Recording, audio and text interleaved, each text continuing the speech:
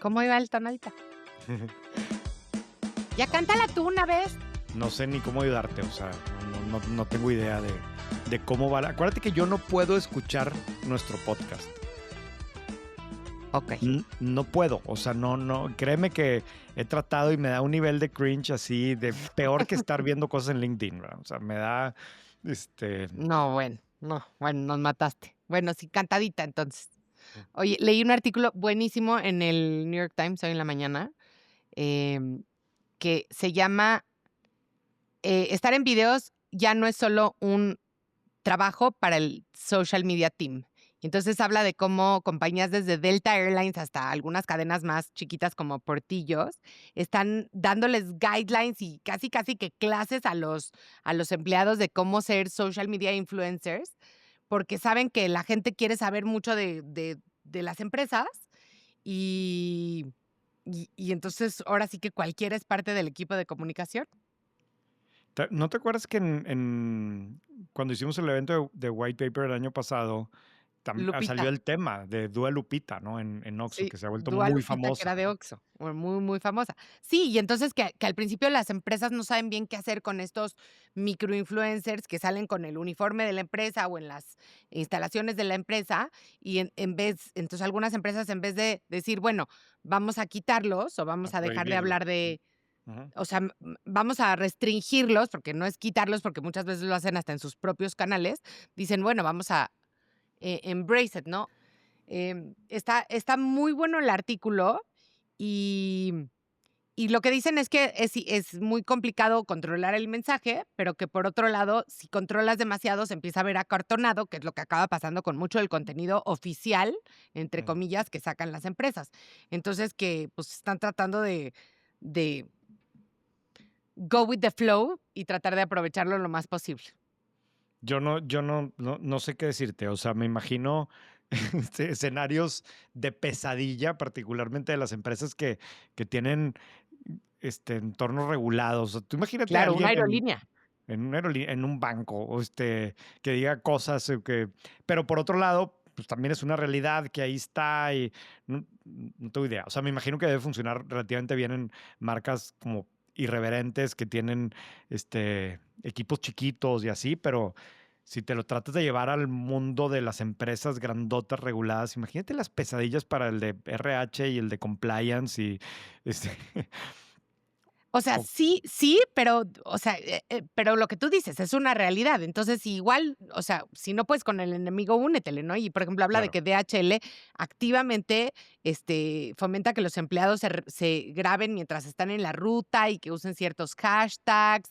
Y entonces, como que si le va bien, ya los repostean ellos desde la página oficial y que hay programas así en Nordstrom, Adobe y Dell y que algunos incluso les dan como bonos, o sea, como si te fue muy bien, pues un pequeño regalito de parte de la empresa, ya sea en efectivo o en especie. En fin, sí, hay que A ver. mí, a mí, Con a mí me encanta porque digo, en muchas ocasiones nos hemos topado contenido, particularmente en LinkedIn, no autorizado por las empresas que lo ponen los empleados y nosotros vemos, oye, estamos aquí en la inauguración de no sé qué cosas que la empresa no lo quiere comunicar hasta dentro de un mes y nosotros ya vimos que hubo un evento chiquito y pusieron la foto y eso pues, nos sirve para conseguir información y ves las fuera. slides donde dice, ¿no? Crecimiento año sobre Sí, año. sí, o Sí, sea, porque un empleado está muy emocionado de algo que logró ahí, que no ha pasado por el área de comunicación compliance, sí. y es para los medios de comunicación es una cosa muy interesante, ¿verdad? Pero sí, pero me imagino que para los responsables de particularmente otra vez de las empresas grandes debe ser una pesadilla esto. Pues sí. Bueno, y hoy vamos a hacer el deep dive del día de hoy y lo vamos a hacer de un tema, la verdad, poco convencional, que de hecho pensé que me ibas a decir que no, absolutamente no, y me dijiste que sí, bastante rápido. Es que Y estás muy emocionada y yo la verdad no sé nada del tema y creo que, digo, por lo que veo en las notas que tenemos aquí que preparaste tú, se ve que estabas tan emocionada que hiciste mucha investigación. sí, la verdad hice un deep dive sobre bazares. Pues los bazares, para los que no sepan qué son, voy a tratar de describirlos. O sea, un bazar es básicamente un mercado temporal, ¿no? Pero a los más fifís les decimos bazares, ¿no? Y entonces, en, sobre todo en estos meses previos al fin de año y a las fiestas navideñas, hay muchos bazares. El más importante y que por lo que pude investigar, es el que más como antiguo es en este formato, es el Bazar Gilberto, que se hace desde hace más de 30 años en la Hacienda de los Morales, y que lo hace una asociación sin fines de lucro, ¿no? Y entonces en estos bazares van un chorro de expositores. La verdad es que la gran mayoría son mujeres que tienen pequeños negocios, y entonces van a estos bazares a ofrecer sus productos.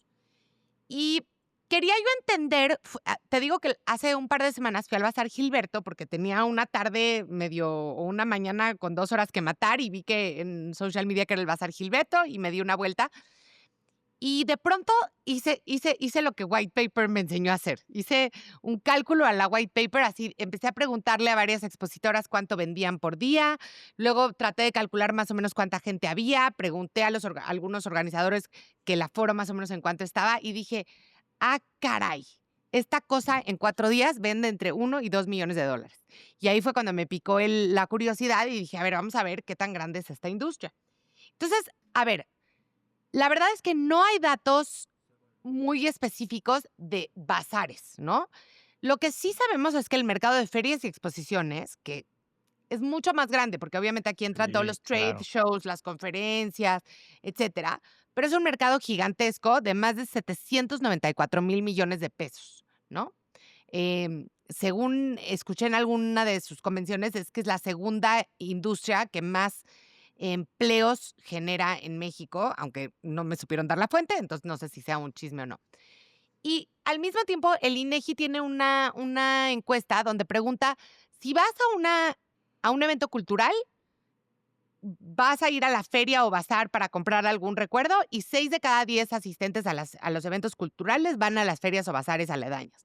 Entonces, como que sí, a los mexicanos nos gusta mucho ir pues, a chacharear, la verdad, porque es de estas cosas que ves, como se dice comúnmente, a ver qué se te pega, ¿no? O sea, no vas Ujú. con un job to be done de, a ver, necesito comprar tal cosa, a menos de que sean regalos navideños, que estos bazares se usan mucho para eso también, ¿no? Como que vas a surtirte de todos tus regalos navideños. Y estos bazar boutiques se han ido profesionalizando cada vez más. Entonces, por darte algunos datos, a ver, el bazar más grande, según varias notas de prensa que encontré, es Hot Book Bazaar, que tiene varias ediciones. Es un bazar que se hace en una parte del Parque La Mexicana en México, obviamente, en Santa Fe, ¿no? Y recibe alrededor de 18,000 visitantes en un fin de semana. O sea, tú imagínate 18,000 visitantes en un fin de semana. Fuimos después de esto ya como investigación de campo, ya no nada más fui a ver qué se me pegaba, y sí estaba a reventar el bazar. ¿Y qué eh, venden? No te entiendo, ¿qué venden ahí? es que eso es lo interesante, venden todo y nada. O sea, venden cosas que en general no necesitas, y no lo digo para nada de una manera despectiva, porque hay muchas cosas muy bonitas, pero venden la mayoría lo podrías clasificar en 3 grandes grupos: ropa, comida y joyería, ¿sí? Y Okey. quizás adornos. Ujú. Entonces, eh, pero lo que sí es interesante es que son cosas que no encuentras en otros lugares. Entonces, los charms, ¿no? Que ahora están de moda, las joyerías con ciertos dijecitos, lo vas a ir a encontrar en ese lugar. O manteles, ¿no? O sea, quieres comprar un mantel divino para Navidad, pues la verdad es que no hay muchas tiendas especializadas en manteles en México, y a menos de que vayas a las departamentales, que a lo mejor tienen cosas más de línea, menos originales y que a lo mejor ya la viste en todos lados, si quieres algo mucho más original o novedoso, vas a los bazares y los vas a encontrar. Cosas hechas a mano, suéteres tejidos a mano, figuritas, cajitas de música, cosas así. O sea, son como, creo que la palabra que yo diría es que es una experiencia muy curada. Y así también los organizadores de los bazares lo dicen. O sea, no cualquiera puede llegar y rentar un stand en el bazar y ponerse. Los buenos bazares tienen lista de espera de hasta 2 años y tienen todo un proceso como de casting para ver cómo encaja la oferta del negocio que quiere ponerse con todo lo que ya tienen, si es suficientemente novedoso, si tiene la calidad que esperan tener, etcétera, y entonces lo van poniendo ahí. Entonces hay cosas, n no sé cómo explicártelo, pero que sí quieres comprar, que no sabías que querías comprar, pero que sí se pueden volver Porque en te lo en topaste. en en cosas bonitas que vas a tener a lo mejor por muchos años en tu casa, y en general son de muy buena calidad. ¿no? O sea, son lino 100%, algodón 100%, traídas de España, hechas por artesanas mexicanas con una técnica súper bonita cruzada con un diseñador, o sea, sí, son cosas bastante únicas.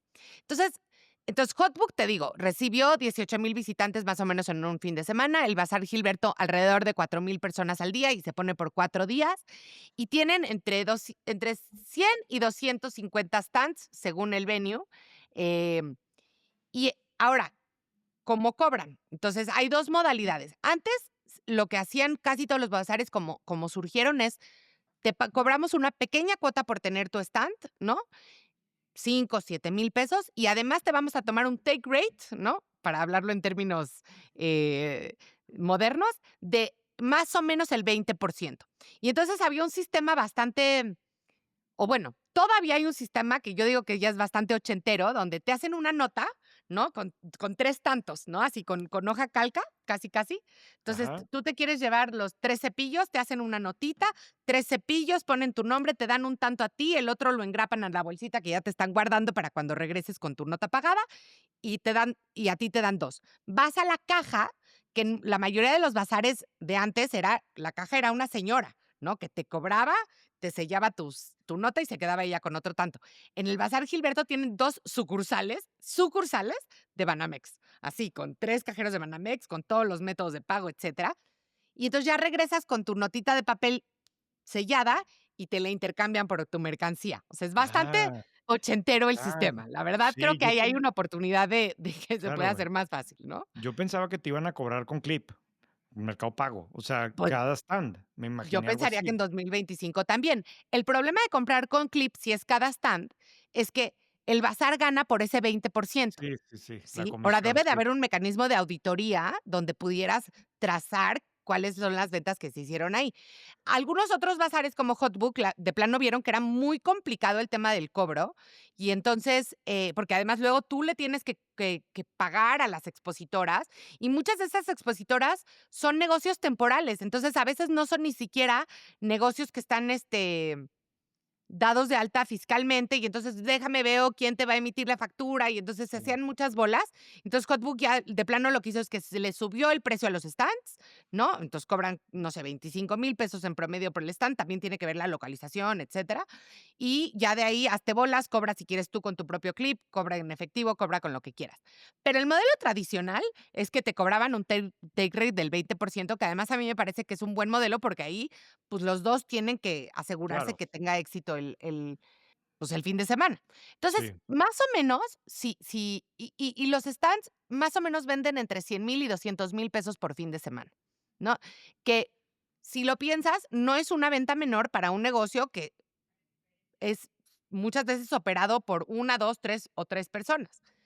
Entonces, si calculamos el GMV, te digo que es más o menos fueron en los bazares grandotes, es entre 1 y 2 millones de dólares, más el bazar gana otros 2 millones de pesos adicionales por renta de los stands. Ahora, no es un gran negocio. ¿Por qué no es un gran negocio? Porque tienes que pagar todos los gastos asociados. O sea, tienen seguridad, valet parking, la renta de la renta del Parque La Mexicana o lo que sea, la iluminación, la construcción la de los infraestructura, stands, sí, más toda la publicidad que hacen para llevar a la gente a los a los bazares, o sea, tienen que, pues, te salen anuncios en Instagram, a lo mejor, este, contratan un anuncio por aquí, por allá, y entonces me parece que no es que sea un gran negocio, si lo operas bien, puede llegar a ser un bonito negocio, pero no necesariamente es un súper negocio la pura operación de los bazares. Luego hay patrocinadores. Entonces, por ejemplo,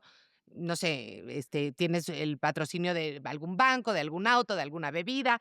Puedes poner tus propios stands para hacer tu cafetería, ¿no? En este caso, en la Hacienda de los Morales, pues ahí hay una cafetería del Bazar Gilberto. Y si es una cosa sin fines de lucro, pues todo lo que llegue es bueno y me parece que es una experiencia súper bonita. Lo que no yo quería entender es si esto podía evolucionar a un modelo de negocios, así como que podrías tener cada semana en otra ciudad un bazar y así, y no sé, ¿no? Porque el margen operativo realmente no es tan alto, pero bueno, sí hay una cosa de repetición y de ahora hago la la edición de primavera y la edición de Halloween, etcétera, etcétera, ¿no? Pero la otra cosa que me parece súper interesante, René, es que si bien la mayoría de los expositores son negocios medianos, ¿no? Y que son relativamente caseros, a lo mejor está una señora que lleva trayendo chamarras de cuero de Argentina los últimos 25 años y entonces ya para su pequeño nicho ya saben que si quieres la mejor chamarra de cuero de Argentina, le hablas a tal persona y en su casa siempre tiene y el fin de año hace como el showcase más grande en el Bazar Gilberto o en el Bazar Hotbook o en el Bazar Origen, etcétera. Para algunas marcas o algunos emprendedores, se vuelve esto un buenísimo laboratorio para entender si hay Claro, product market fit, ¿no? claro, Y después escalarlo a un modelo más grande. Entonces, me contaban del caso de Chile Chile, que es esta marca nacida en Monterrey, que venden gomitas y dulcecitos cubiertos en una mezcla de chilitos y cuestan 100,000 millones de pesos, no sé por qué cuestan tan carísimos, por lo menos a mí me parecen muy caros, pero en mi casa les fascinan a las niñas, y empezaron bazareando, ¿no? Empezaron bazar en Monterrey, bazar en México, bazar por aquí, bazar por allá, y cuando ya vieron, ya tenemos el producto y ya tenemos el price point adecuado, no es que dejaron de hacer bazares, sino que ahora sí se pusieron a escalar muy fuertemente. O sea, hoy tú puedes comprar Chile Chile no solo en Amazon y Mercado Libre, que eso no te dice un poco el tamaño de la empresa, porque podría ser que vendan poquito, pero tienen sus propios vending machines en diferentes puntos muy prestigiosos de diferentes ciudades, o sea, en Arcos Bosques tienen su vending machine de Chile Chile, etcétera. Y además ya han estado, como ediciones especiales en Costco, y sabemos que para estar en Costco no puedes ser una empresa chiquita que claro. no esté incorporada, que no tienes capacidad de resurtir, etcétera. Entonces, se me hizo muy interesante que a partir de experimentar en los bazares, puedes realmente entender si tienes o no un buen product market fit y luego ya escalar. Otro negocio que curiosamente tú vas a saber cuál es, que me parece que también empezó así, es em, un laboratorio de pan, no le llaman panadería, que se llama, tú vas a saber mejor que yo, las que trajiste a mi casa, las Anushkas. Ah, ay, no me acuerdo, es que me lo recomendaron a mí para que fuera ahí. 11, se llama 11 Ajá, Panadería. Es que hay ujú. otra marca que es 11 de sudaderas que también es muy bazareable. Y entonces estas anushkas, que solo son bajo pedido y bueno, ya que me explicaron, yo ya aprecié mucho más las anushkas que me trajiste a mi casa. Pero también, como uno de sus grandes lugares para darse a conocer son los bazares, y ya de ahí, después empiezan a tener, clientes cautivos que les hacen pedidos a domicilio y órdenes recurrentes, etcétera.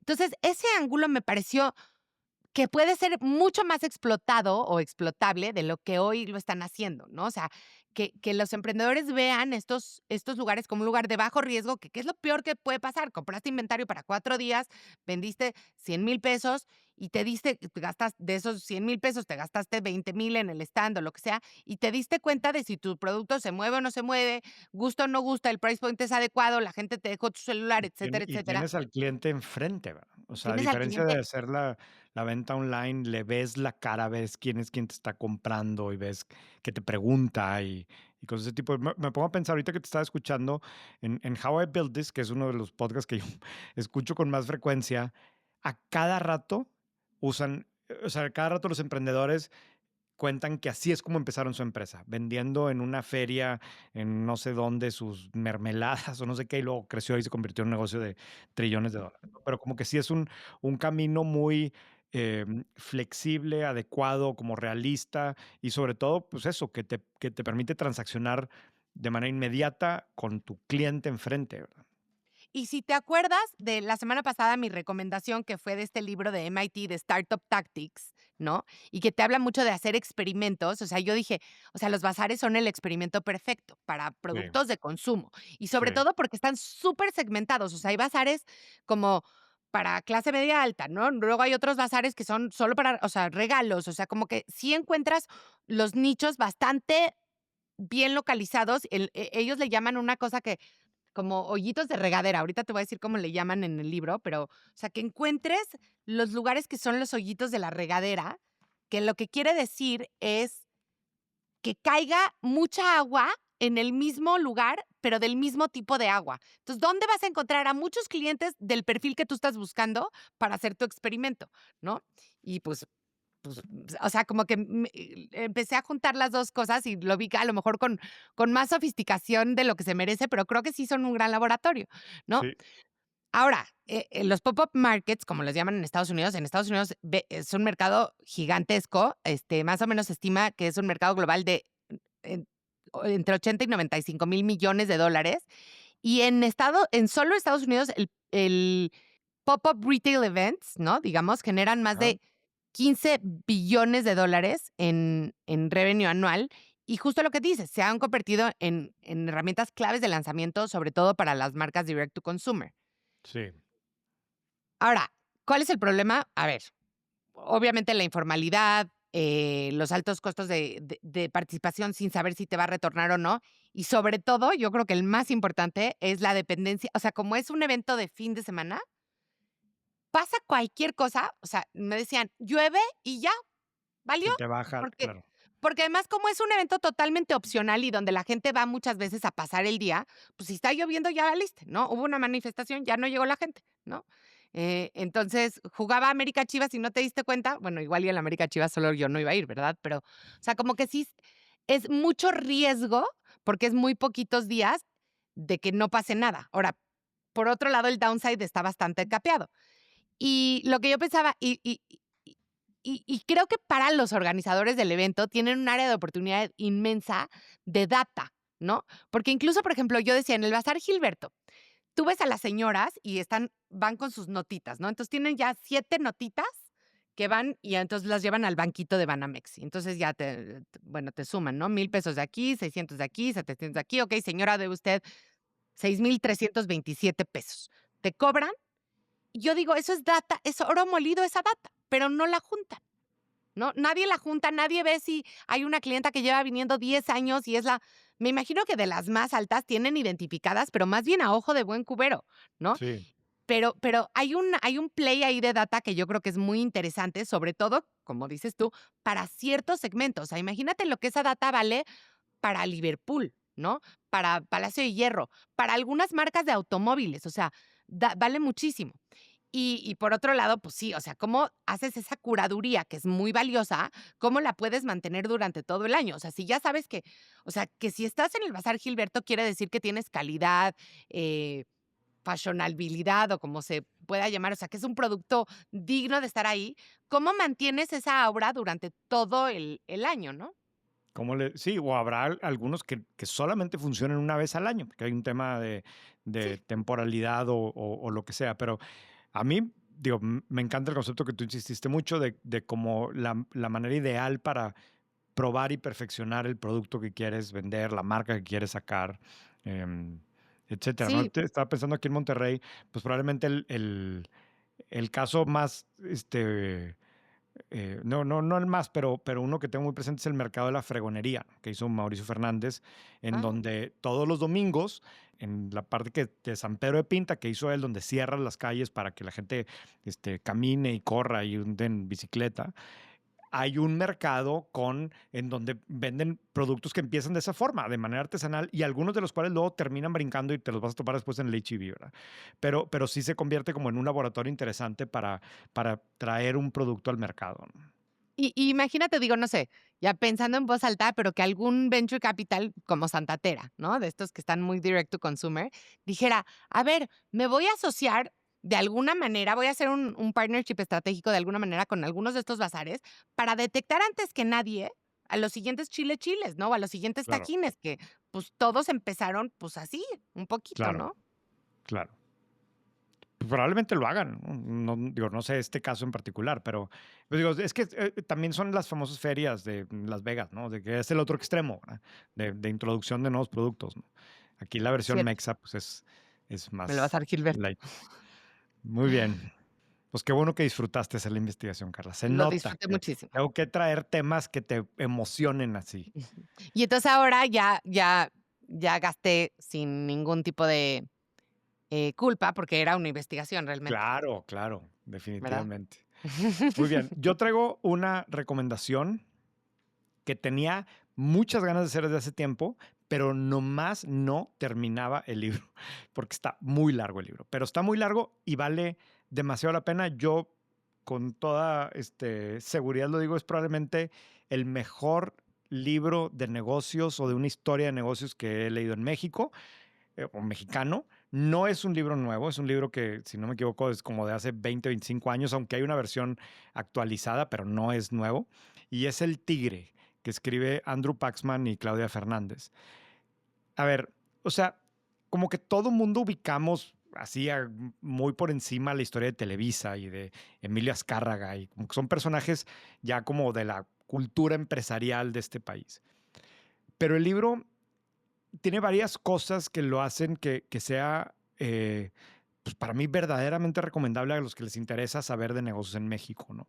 Primero porque hay un tema de contexto que es una belleza, sobre todo para pues, mi generación, y ya lo hemos platicado antes también, pero cómo cuentan toda la historia de México. Se está contando más bien un lado de la historia de México de los 50, 60, 70, que se ve reflejado en la empresa y luego 90. O sea, eh, creo que la parte de entender la historia moderna de México, de, evidentemente aquí en el tema de Televisa y la parte controversial, pero la relación con el PRI y con el poder, y lo ves ahorita con la perspectiva actual, o sea, me pareció muy bien desarrollado, ¿no? Esa parte, y sentí que aprendí muchas cosas, ¿no?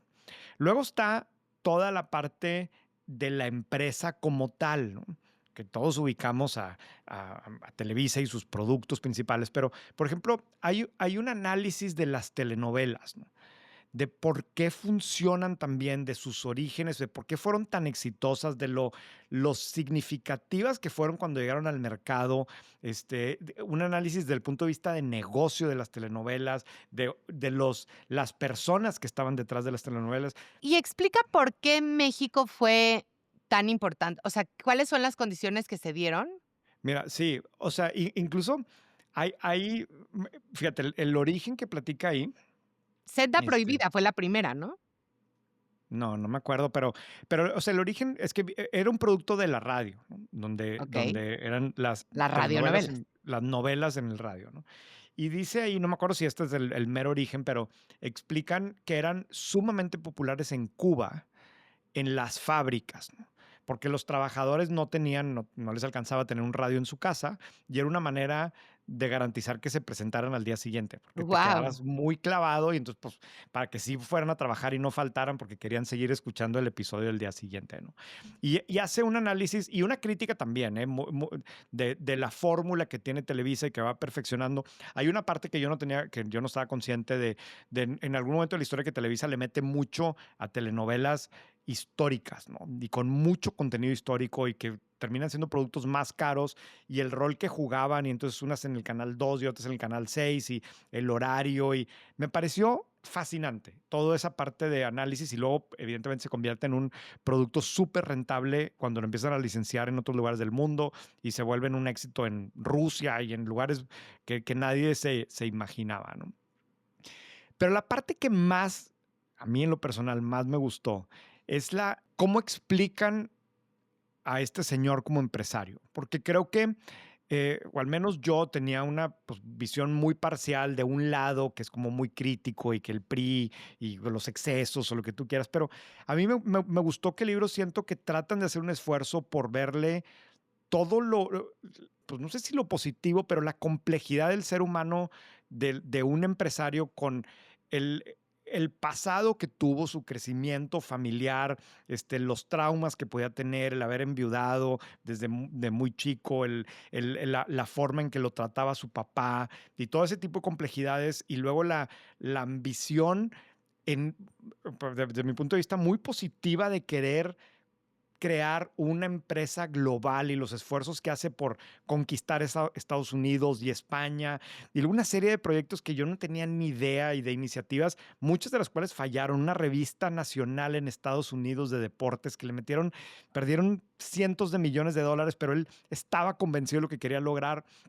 Y luego, pues sí, la relación con el PRI, que muy criticable, pero tienes que entender el contexto de la época. Claro. este, Era una concesión gubernamental, o sea, era o Er eso o nada. Claro, claro. Y la relación con otros empresarios, y luego aparece TV Azteca, y luego los bancos, y la deuda, y desorden, administrativo, y luego la sucesión, y la relación con los hermanos. O sea, las hermanas, perdón, me gustó mucho, que creo que refleja muy bien la complejidad de un empresario a la cabeza de una organización tan sofisticada, ¿no? Y al mismo tiempo te platica de una persona que le encantaban las Harleys y le encantaban los yates y como que la vida al 2000% todo el tiempo, para bien y para mal, con un desastre por un lado, pero por otro lado con mucha obsesión y voy a ser la marina más grande del mundo, no sé, en Nueva York y quiero poner ahí mi yate para la hora de negociar, los banqueros vean quién soy, que un trauma por demostrar que los mexicanos estaban al nivel de cualquier empresario a nivel global, pero luego un desorden acá con la deuda. Entonces, me pareció que aprendí mucho, que disfruté mucho y que de alguna forma, pues no sé, creo que hace un buen trabajo de reflejar la complejidad de quienes queremos ser empresarios, ¿no? Wow, ya me dio ganas de leerlo. Es que está muy bueno, Carla. Realmente, o sea, hace mucho que no disfrutaba yo tanto un libro de negocios, y me encantó, pues, que es de una empresa que todo mundo ubicamos y que todo Sí. mundo sabemos, pero todas las cosas que pasaron y el IPO y está muy bueno, muy bueno. Y cuando entiendes el origen del radio y cómo evoluciona y cómo la tele y luego los satélites y luego Editorial Televisa, lo relevante que fue y luego el impacto de esta ¿Y empresa el en la fútbol? música. ¿Habla del fútbol y del Bueno, América? ni se diga, y en la historia del Estadio Azteca, como te pone como una locura, o sea, es que no existía eso, y luego traer los mundiales a México, Claro. eh, o sea, no sé, me Que encantó el que libro. fíjate que hablando de mundiales, o sea, es que no podemos hablar de fútbol en México sin hablar de Televisa, ¿no? Pero el Estadio Azteca, que ahí va a ser la inauguración del mundial, es el único estadio que va a haber tenido y que seguramente tendrá 3 mundiales jugándose ahí. ¿No? O sea, es muy, muy, muy relevante. Y fue un proyecto de esta persona, ¿no? Y de la nada, y arrancar, y cómo lo quería financiar, y bueno, el tema de los palcos, que ya hemos hablado también Claro, después, viene de ese origen, porque y tener entiendo el que su papá papá no encima. quería que hiciera el No, y no estadio, le ¿no? creía, era una locura, ¿verdad? O sea, es que no existían ese tipo de cosas, ¿no? Sí. No, hay frases, digo, aquí copié algunas, pero, o sea, el libro famoso de Peter Thiel de Zero to One, ¿no? Que cuenta y te acuerdas, uno de los mensajes más importantes que todo mundo se lo alaba, ahí es crear monopolios, ¿no? O sea, pero pues es Peter Thiel, Silicon Valley, crear Sí, sí, monopolios sí. se ve como una virtud. Este señor lo decía, ¿verdad? Dice, la única gente a la que no le gustan los monopolios es aquella que no tiene uno. En lo personal, los amo. Pues sí, ¿verdad? Pues sí, es lo Pues mismo sí. que dice Peter Thiel, ¿verdad? Años después. En fin, Oye, cuando empezaste a leer el libro, me acuerdo que te dije: "Oye, ¿y qué fue de los autores?". Porque ese libro está en mi casa, sí. o sea, es un tabique además, Sí, ¿no? Es aparte es horrible leer en Kindle ese tipo de libros porque, digo, me encanta leer en Kindle, pero sientes que no avanza no el sabes cuánto te porcentaje. falta. Sí, no Sí. sabes cuánto te falta y sientes que no avanza el porcentaje, ¿verdad? Y te pregunté, ¿y qué fue de los que? Porque fueron 2 coautores, ¿no? Ajá. Andrew Paxman y Claudia Fernández. De hecho, ¿Y hablé qué fue con de Andrew ellos? Paxman. Hablé con él porque cuando hay una parte que a mí me interesaba mucho, que es la competencia que hubo entre el Canal 8, que era el de don Eugenio Garza Sada en la Ciudad de México, y Televisa, antes de que fuera Televisa, y se fusionan y se crea lo que hoy es Televisa, ¿no? En este libro lo narran toda esa historia y lo busqué y hablé con él porque también quería entender unos temas de Chespirito. Y es un investigador que vive en Aguascalientes y da clases y súper interesante. Y tiene varios libros de temas de medios en México, como que este es el más famoso. Incluso, si no me equivoco, trae uno nuevo. Que está por salir también, pero es alguien que ha estudiado mucho sobre los medios en este país y los empresarios detrás de los medios en este país. Qué interesante. ¿Y de ella? ¿Supiste qué fue de ella? No. Bueno, pues un libro, Es que es más que fácil encontrar en LinkedIn el nombre de él que el de ella. sí, claro, Andrew Paxman, no hay muchos, ¿no? Sí. Debe sí van a ver ahí un piquito en sus ventas en Kindle, porque yo creo que en impreso es muy difícil de conseguir ese libro ya hoy. No sé. Todas las semanas lo estoy recomendando con amigos y alguien que lo quería en audiolibro, pero no lo encontró y ya me mandó la foto que lo está leyendo. No, de hecho, creo que lo está leyendo impreso, o sea, sí se debe poder conseguir.